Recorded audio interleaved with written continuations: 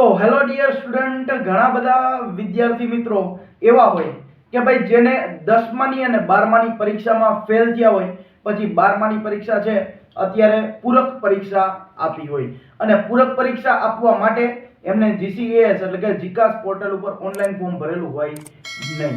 બરાબર, તો હવે જીકાસ પોર્ટલ ઉપર આપણે એડમિશન મેળવવું હોય તો આખી કઈ રીતના પ્રોસેસ છે, કારણ કે જીકાસ પોર્ટલ હવે ખુલવાનું નથી. ધ્યાન રાખજો, એટલે પહેલેથી લઈ અને છેલ્લે સુધી તમે આખો વિડીયો જોઈ લેજો એટલે તમને ખબર પડી જશે કે આપણે એડમિશન છે એ કોલેજમાં કઈ રીતે મેળવવું. તો વાત કરીએ આપણે આગળ. તો ધોરણ 12 માં પૂરક પરીક્ષા દીધી હોય તો તેવા વિદ્યાર્થીઓને કોલેજમાં એડમિશન મેળવવા માટે જીસીએસ પોર્ટલ ખુલશે જ નહીં. તો જાણો એડમિશન કઈ રીતે મેળવવું. તો ચાલો વિડીયો સ્ટાર્ટ કરીએ. તો hello dear students, welcome back to our new video. અને ચાલુ કરીએ આપણે કે ભાઈ આપણે એડમિશન કઈ રીતે મેળવવું અને આમાં કઈ રીતે આપેલું છે.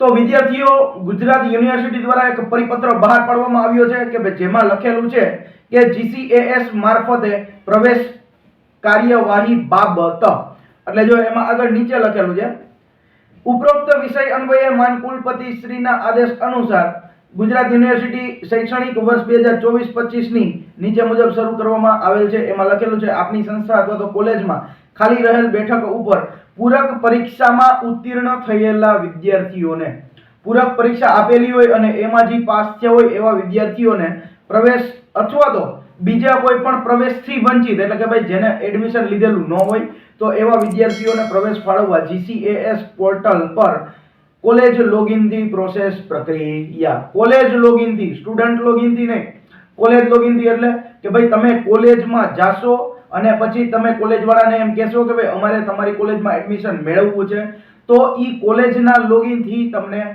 આખું એડમિશન આપશે. તમે તમારી રીતના અરજી નહીં કરી શકો અને તમારી રીતના તમે એડમિશન નહીં મેળવી શકો. તો આગળ જોઈએ કરવાનું છે શું. તો એમાં વાત કરીએ તો ક્રમ નંબર 1 આપેલો છે એડિટ એપ્લિકેન્ટ બેઝિક ડિટેલ, એટલે જે વિદ્યાર્થીઓએ કોલેજમાં પ્રવેશ મેળવ્યો હશે તો તે વિદ્યાર્થીઓ કોલેજ દ્વારા આપણા અસલ ડોક્યુમેન્ટ છે એ ચકાસણી કરવા માટે અથવા તો ફિલ્ડ્સમાં જો કોઈ ભૂલ હોય તો તે સુધારી શકાશે. વિદ્યાર્થીનું નામ છે, જન્મ તારીખ છે, જેન્ડર છે, વિદ્યાર્થીની કેટેગરી છે, વિદ્યાર્થીની દિવ્યાંગતા એટલે કે ભાઈ પછી એચએસસી નું સર્ટિફિકેટ છે, પછી પાસિંગ મહિનો અને વર્ષ લખવાનું હોય અને આ રીતે એડમિશન એલોટમેન્ટ કેટેગરી, આમાંથી કોઈ પણ જગ્યાએ ભૂલ હોય તો તમે સુધારી શકશો. ક્યાંથી? તો કે ભાઈ આપણે લોગિન માંથી. ક્યાં લોગિન માંથી? તો કે ભાઈ કોલેજ લોગિન માંથી. પછી આપણે વાત કરીએ આગળ બીજું તો કે ભાઈ એડિટ એપ્લિકન્ટ એડમિશન ડિટેલ. તો વિદ્યાર્થીએ રજિસ્ટ્રેશન ફોર્મમાં દર્શાવેલ ચોઇસ અને કોલેજ દ્વારા આપવામાં આવેલ પ્રવેશમાં વિસંગતતા અલગ હોય તો તેવા વિદ્યાર્થીઓને ક્રમ નંબર 5 માં દર્શાવેલ મુજબ પ્રવેશ રદ કરાવવાનો રહેશે અને ત્યારબાદ ક્રમ નંબર 3 મુજબ ફરી પ્રવેશ આપી શકાશે. એટલે જો તમારે એવું કંઈ પણ હોય કે ભાઈ તમે ચોઇસ અને કોલેજ દ્વારા આવું બધું કરવાનું હોય તો એ તમારે પ્રવેશ રદ કરાવવો હોય તો હમણાં આગળ 5મો ક્રમ આવશે, એમાં જોઈ અને રદ કરાવી શકો છો. અને એ રદ કર્યા પછી આપણે જે હમણાં ત્રીજું આપણે વાંચી તો ત્રીજા પ્રમાણે તમે નવું રજીસ્ટ્રેશન કરાવી શકશો. વાત કરીએ આપણે તો ત્રીજાની. ત્રીજામાં લખેલું છે કે ડાયરેક્ટ એડમિશન કન્ફર્મેશન. આપણને એડમિશન છે એ ડાયરેક્ટ મળશે. કઈ રીતે? જો એવા વિદ્યાર્થી કે જેમણે જીસીએએસ પોર્ટલ મારફતે ઓનલાઈન અરજી કરેલ છે અને કોલેજ તેમના પ્રવેશના નિયમોને આધીન આવા વિદ્યાર્થીઓને સીધો પ્રવેશ ફાળવવા ઈચ્છતા હોય તો વિદ્યાર્થીઓને જીસીએસ એપ્લિકેશન નંબર દાખલ કરી અને મોબાઈલમાં ઓટીપી આવશે અને ઓટીપી થી સીધો પ્રવેશ ફાળવી શકાશે. જો તમે 5મા પ્રમાણે તમે રદ કરી નાખો અને પછી ત્રીજા પ્રમાણે એડમિશન મેળવો તો કઈ રીતના? તો ભાઈ આવા કોઈ પણ જીસીએસ પોર્ટલ ઉપર કોઈ પણ વિદ્યાર્થીએ એડમિશન લીધેલું હોય તો હવે જે તે કોલેજમાં જાય અને જે તે કોલેજમાં એમ કહે કે ભાઈ હા મારે તમારી કોલેજમાં એડમિશન મેળવવું છે, તો એ વિદ્યાર્થીને શું કરે તો ભાઈ કોલેજ લોગિન માંથી ડાયરેક્ટ એના જીકાસના એપ્લિકેશન નંબર છે એમાં પોતે નાખે. કોણ? કોલેજ વાળા. એમાંથી મોબાઈલ નંબરમાં ઓટીપી આવે અને મોબાઈલ નંબરમાં ઓટીપી નાખે એટલે ડાયરેક્ટ એડમિશન થઈ જાય. તો આને કહેવાય ડાયરેક્ટ એડમિશન કન્ફર્મેશન. પછી વાત કરીએ આપણે ચોથું તો કે ભાઈ એડમિશન કન્ફર્મેશન મેન્યુઅલ. તો જેને પૂરક પરીક્ષા દીધી છે એને એડમિશન આપેલું નથી. કેમાં? તો કે જીસીએએસ માં એડમિશન જેને મેળવેલ ન હોય તો એને આ ક્રમ નંબર 4 પ્રમાણે આખી વસ્તુ કાર્યવાહી થશે.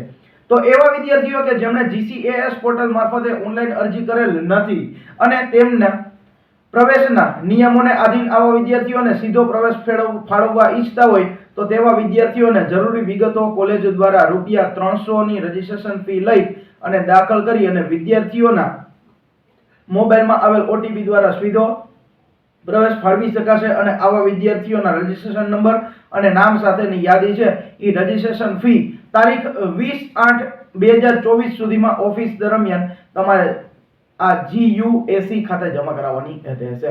એટલે આ લાગુ પડે છે આખે આખું કોલેજ વાળાઓને કે કોલેજ વાળાઓ એમ કે ભાઈ જે સ્ટુડન્ટને એપ્લિકેશન કરવી હોય, જે સ્ટુડન્ટે એડમિશન લીધેલું ન હોય તો એવા વિદ્યાર્થીઓ છે એ અહીંયા એપ્લિકેશન કરી શકશે. કોલેજે જઈને યુનિવર્સિટીએ જઈને અને અહીંયા એમ કહેશે ભાઈ મારે પૂરક પરીક્ષા મેં દીધી હતી, મારે આખું ડાયરેક્ટ રજીસ્ટ્રેશન કરવાનું છે તો એ રજીસ્ટ્રેશન કરી દેશે અને ₹300 લઈ અને આ રીતે બધી જ માહિતી છે એ તમારી મોકલી દેશે એટલે તમારું રજીસ્ટ્રેશન થઈ જશે. પૂરક પરીક્ષા હોય એના માટે બાકીના વિદ્યાર્થીઓએ આગળ મેળવેલું છે અને એને કોલેજ પણ ચાલુ થઈ ગઈ છે.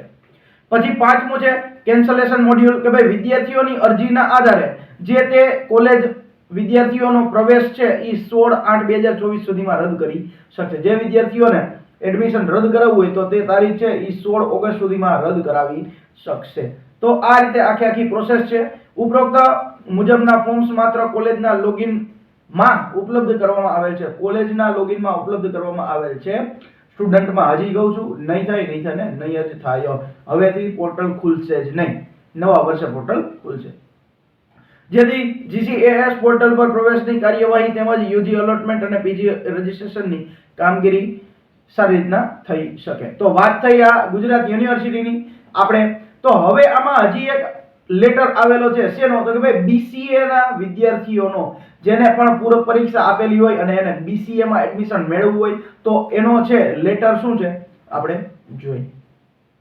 તો આપણે વાત કરીએ ગુજરાત યુનિવર્સિટી એડમિશન કમિટી દ્વારા એમાં BSc નું છે, BCA નું નથી, સોરી, BSc માં સેમેસ્ટર 1 માં પ્રવેશ માટે અગત્યની નોટિસ આપેલી છે. એમાં જો શું લખેલું છે, આથી દરેક વિદ્યાર્થીઓને જણાવવાનું કે જે વિદ્યાર્થીઓને BSc સેમેસ્ટર 1 માં પ્રવેશ મેળવવા ઈચ્છતા હોય તો તેવા વિદ્યાર્થીઓએ જે તે કોલેજમાં જઈ અને પ્રવેશ દ્વારા કોલેજ દ્વારા GCAS નું ફોર્મ ભરી અને ₹300 રજીસ્ટ્રેશન ફી ભરીને કોલેજમાં તમારે ખાલી જગ્યા મુજબ પ્રવેશ મેળવી શકાશે અને કોલેજની વિષયવાર ખાલી જગ્યાની વિગત જાણવા માટે તમારે કોલેજની વેબસાઇટ જોવી પડશે અને જેથી વિદ્યાર્થીઓ પૂરક પરીક્ષામાં પાસ થયેલ છે અને તેવા વિદ્યાર્થીઓ ઓનલાઈન માર્કશીટના આધારે પ્રવેશ મેળવી શકશે.